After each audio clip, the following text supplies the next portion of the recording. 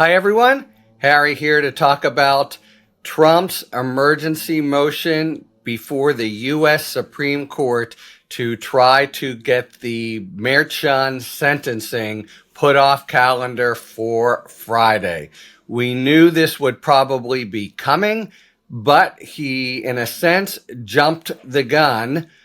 Typically, you have to go through all your lower court remedies, and here the Intermediate Court of New York has denied him relief, but the New York Court of Appeals, which is their name for their highest court, has not.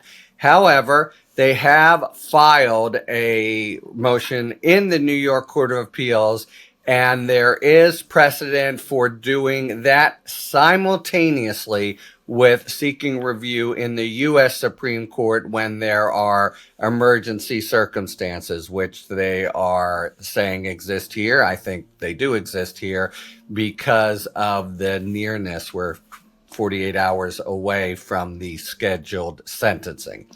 Okay, so that's how they get there, and the court's gonna take at least 24 hours. There will be responses from the United States. I know already some amici briefs are being planned, but they've got it now. What are Trump's basic claims here? He's got two, and they're pretty interesting. One, I would say less interesting. It's the same we've talked about over the last couple days. Hey, I'm president-elect, and you know that you're not able to prosecute a sitting president. And let's just sort of move that back to a president-elect, especially in these 10 days before, or as it would be come January 10th, before inauguration, because there's so many things to do. It's almost as if he's president already, and there is the Presidential Transition Act, which assigns all these duties, so he couldn't possibly, et cetera, et cetera. We've talked about that. The principle that says you can't prosecute a sitting president just can't apply to a president-elect. Though, let me give the big asterisk to all of this. Is there a claim that he should prevail here in the Supreme Court? And I think on balance he should lose, but we are at the U.S. Supreme Court, and so all bets are off, and certainly things are set up for the same kind of Supreme Court hijacking and intervention we've seen in the past, which is galling even to remember, much less to consider prospectively. But so he first says that as president-elect, you should extend the principle that says no immunity it's really more a no prosecution of a sitting president. It's lumped together sometimes when people talk about it, but this is the OLC memo saying you can't do anything against a sitting president. You can't, make him lift or her lift a finger, and that should extend to the president-elect. Maybe the big conservative three go for it. And remember, we are in a posture where he's asking for a stay. So that's not the same as saying it's accurate on the merits. I'll return to that in a moment. All right. But the focus really, I think, is on his immunity claim. However, to date, he's sort of made two different kinds of claims. One is, I'm immune, period. I should have gotten a new trial. The trial court got it wrong. And that's always been subject to a very strong counter argument, which the trial court adopted. This is not official conduct. This was about hush money paid to a porn star to keep her from revealing an affair when you weren't even president. And that's, has to count as unofficial, if anything does. Even the sort of follow through of writing some checks, speaking to Hope Hicks, doesn't change the basic nature of this. He is pretty much not pressing that argument anymore. He's not saying I have a right to come back to you. He could have, remember in the Chutkan proceeding, she was to consider all the immunity issues in the evidence in that case and then send it back to the Supreme Court. So he could have tried to say it's the same sort of thing. He's not.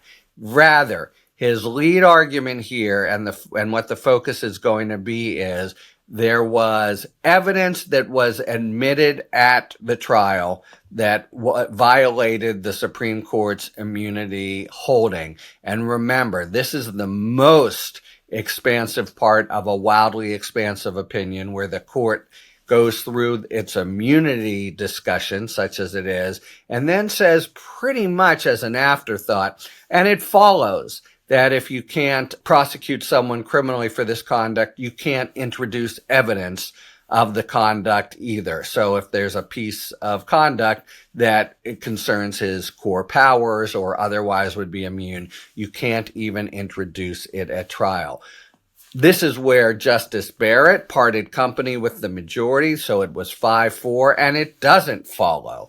If you think about it for a moment, all the time juries hear evidence that maybe they shouldn't, and you could reverse for that reason, or trial judge can give instructions for that reason. I instruct you to ignore that evidence, etc. But the Supreme Court, in saying you can't even admit evidence, was already really expansive in a way that I think is hard to support, but we are at the core of it now, because that's what Trump is saying. That violated your immunity opinion, and immunity, when you're trying to press your immunity claims, you get, and there's Supreme Court precedent that says this, an automatic stay. So just if you're making a claim here about the evidence, you should get an automatic stay. Therefore, don't let this sentencing go forward. Okay, several things. First, automatic stay, there is that language, but there's also cases that say if it's a really meritless immunity argument, it's not automatic. But meritless is pretty low, right? So it's really has to be a completely without support.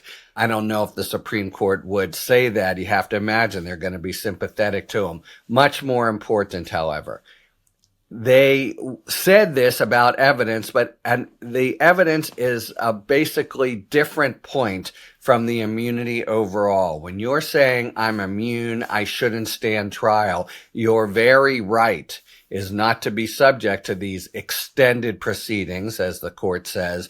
And so the reason you get a stay and you can appeal it right away is if you went forward with the trial, that trial would be the violation of the immunity principle. Think about that, though, when it comes to saying they shouldn't have admitted the evidence. First, the evidence has been admitted, so any injury that you're claiming has already happened. There's nothing to step in and try to prevent by having a stay.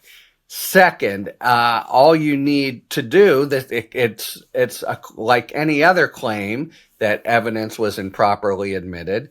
You serve it up, and an appeals court can say yes, no, called balls and strikes. But the special principles that the Supreme Court has announced for immunity and for not even going forward, they just don't apply. And that what it really exposes is that kind of extra part of their holding didn't really make sense in the first place. But now we are at the nub of it, because here's what Gorsuch, Alito, and Thomas, and now it would come down to Kavanaugh and Roberts, could say, well, we said this, and that's immunity, and he's making this claim, and we've said automatic stay. There you go. Sentencing is off.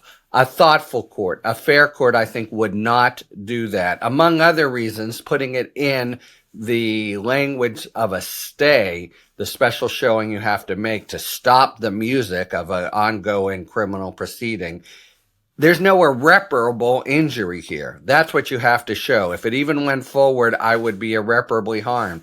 What's the irreparable injury? Well, there's as I said, it was already, the evidence was admitted. And if a court of appeal says that shouldn't have happened, you should get a new trial, no injury, everything's all cleaned up. here's what Trump is trying to do to get around that. He's trying to make a special claim, and this does seem to me to be the sort of thing that the Supreme Court could bite on, that he, as president-elect, has the kind of irreparable injury that no one else would have. Now, how can that be? Well, we already know from immunity that there are special rules, individual rules for him. And the injury is the opprobrium of it, the weight, the sort of stigma. Now, of course, that's already he's committed the crimes. A jury has found he's committed. All that's left is pronounce the conviction, but his argument is just the fact of pronouncing conviction, that final follow-through, would subject him to the irreparable injury, even if a court later, irreparable means a court of appeals can't repair it later.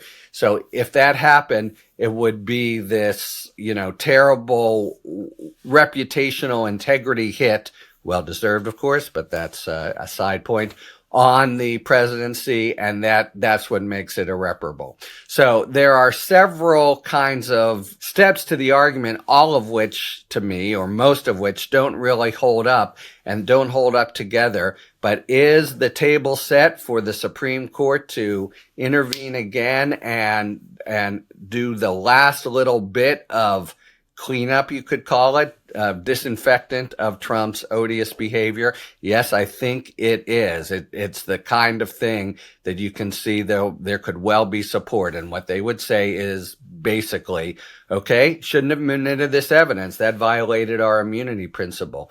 Or that's at least what he's saying. They've denied it below, but he gets an automatic appeal of that point, because it's immunity, leaving aside that it really isn't. It's about a evidentiary error, and therefore we stay the case. And of course, the whole timing point that sort of hovers over all of this is, if he can just get it off calendar for Friday in Mayor Chun's chambers, there may not be time between Friday and the 20th for it ever to happen, and basically the whole thing goes away, and along with the whole other corpus of Trump crimes. This is the last little vestige. The conviction is for really history and the importance of the scarlet letter of this president as our only felon president, which he truly is, and sweeping that away. That would be what's the import of a stay that the Supreme Court would grant, very likely, because they would then have to dispose of it, and I don't think there'd be time to double back. That's what's on the line. Talk to you later. Thanks for tuning in. If you enjoyed this video and other Talking Feds content, please take a second to like and subscribe. Talk to you later.